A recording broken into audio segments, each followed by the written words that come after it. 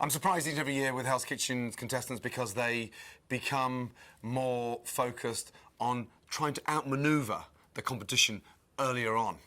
To begin with, it starts off in a very much sort of team spirit, high-fiving, buddies, best mate scenario, and all of a sudden, earlier and earlier in the season now, it's becoming more competitive but more cutthroat because they're on each other's back, which makes my life easier, to be honest, because if they're fighting with each other, trust me, you know, that helps me a lot, but more importantly, I can start to identify the individuals, which is better for me, really. I study intensely the signature dishes, and that tells me a lot about an individual. When you've been given that chance of 45 minutes or an hour to cook your number one dish, you should know it with your eyes closed, and more importantly, you should perfect that dish. But here's the thing, they over-perfect it, and then they do it before they arrive in Hell's Kitchen with no pressure. No one can ever gauge the amount of pressure inside Hell's Kitchen until you walk in. But I can tell you within 5 minutes of being in the kitchen with 16 chefs, who's going to be here 4 weeks later, 8 weeks later, 12 weeks later, and it's very rare I get it wrong with the final two. You don't need to have an executive title in my book to become a great chef.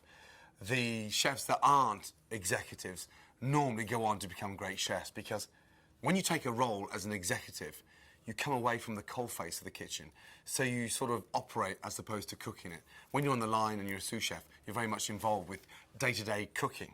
An exec chef is removed, so therefore the palate's completely different and is untrained.